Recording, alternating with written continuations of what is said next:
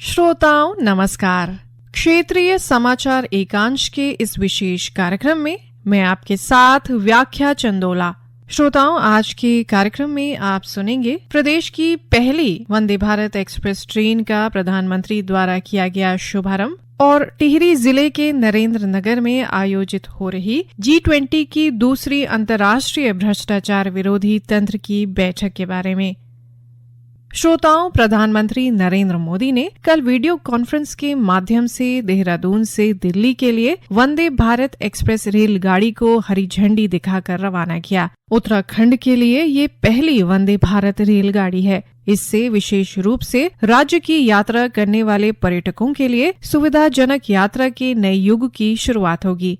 देश में निर्मित ये रेलगाड़ी टक्कर रोधी कवच प्रणाली सहित सभी उन्नत सुरक्षा मानकों से लैस है। इस रेलगाड़ी में प्रत्येक कोच में यात्री सूचना एवं इंफोटेनमेंट सिस्टम, दिव्यांगजनों के अनुकूल शौचालय, CCTV आदि की सुविधाएं मौजूद हैं।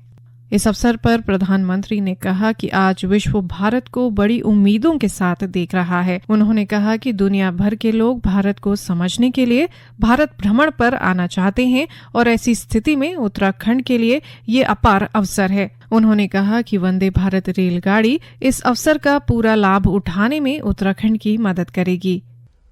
उत्तराखंड के सभी लोगों को वंदे भारत एक्सप्रेस ट्रेन की बहुत बहुत बधाई।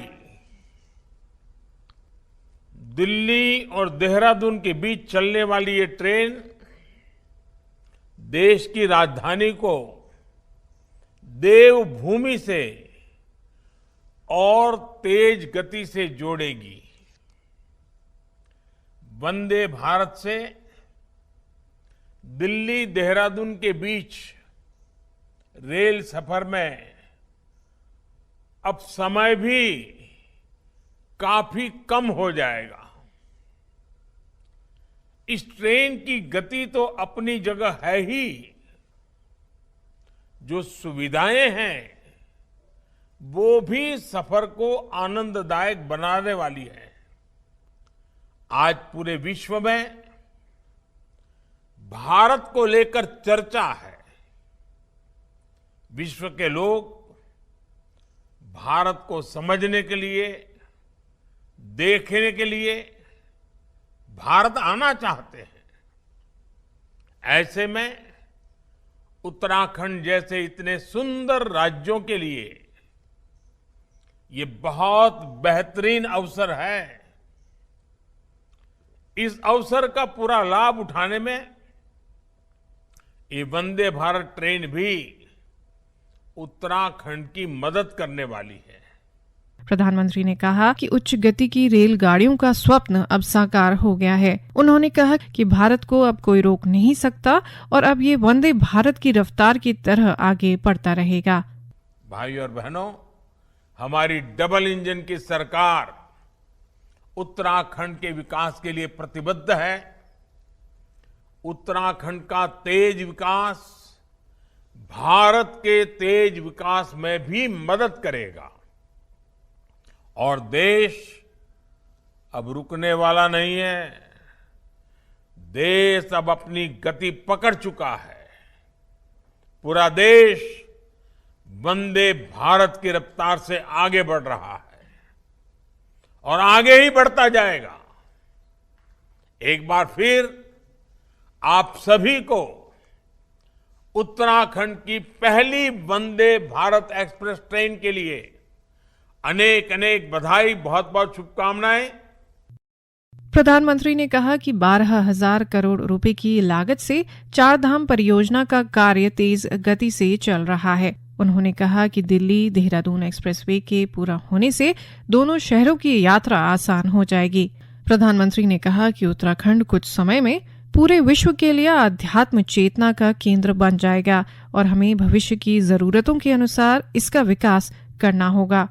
रेल मंत्रालय देश में रेल मार्गों का विद्युतीकरण कर रहा है, जो प्रधानमंत्री नरेंद्र मोदी के सार्वजनिक यातायात के लिए स्वच्छ ऊर्जा के दृष्टिकोण के अनुरूप है।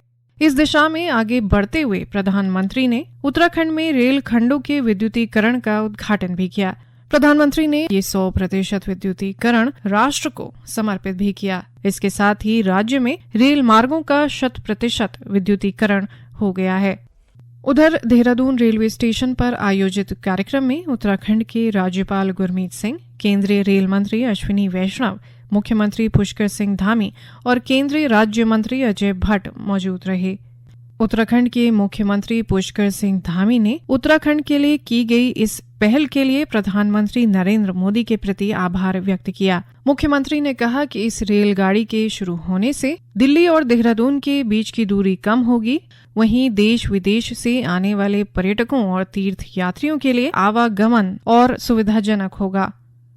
देखिए, मैं आदरणीय प्रधानमंत्री मोदी जी का बहुत धन्यवाद करता हूं कि उन्होंने उत्तराखंड के लिए हमेशा हमको जो है जितना हम सोचते हैं उससे बढ़कर उन्होंने दिया है। आज वंदे भारत एक्सप्रेस जो शुरू हो रही है, उसके शुरू होने से उत्तराखंड के साथ साथ देश विदेश से आने वाले जो पर्यटक हैं, सैलानी हैं, श्रद्धालु हैं, सबको बहुत आसानी होने वाली, बहुत सहूलियत होने वाली है। हमारे लिए बहुत बड़ा ये तोहफा है। मैं प्रधानमंत्री जी का धन्यवाद करता हूँ, रेल मंत्री जी का धन्यवाद करता हूँ। श्रोताओं, हम आपको बता दें कि 29 मई से वंदे भारत एक्सप्रेस का नियमित संचालन किया जाएगा। श्रोताओं, वहीं प्रदेश के टिहरी जिले के नरेंद्र नगर में G20 भ्रष्टाचार विरोधी कार्य समूह की दूसरी 3 दिवसीय बैठक कल से शुरू हुई। इस बैठक में सदस्य देशों के प्रतिनिधि अंतर्राष्ट्रीय भ्रष्टाचार रोधी तंत्र विषय पर चर्चा करेंगे। इस बैठक में 20 सदस्य देशों, 10 आमंत्रित देशों और 9 अंतर्राष्ट्रीय संगठनों के 90 से अधिक प्रतिनिधि भ्रष्टाचार विरोधी कार्य समूह की पहली बैठक में की गई चर्चा को आगे बढ़ाएंगे। हम श्रोताओं को बता दें कि G20 के विदेशी प्रतिनिधियों को उत्तराखंड की संस्कृति प्रदर्शित करने के व्यापक प्रबंध किए गए हैं। इससे पहले देहरादून के जॉली ग्रांट हवाई अड्डे पर विदेशी मेहमानों का पारंपरिक संगीत, पहाड़ी टोपी और माला पहनाकर तथा तिलक लगाकर स्वागत किया गया। प्रतिनिधियों ने ऋषिकेश में गंगा आरती में शामिल होकर आध्यात्मिक शांति का अनुभव भी किया।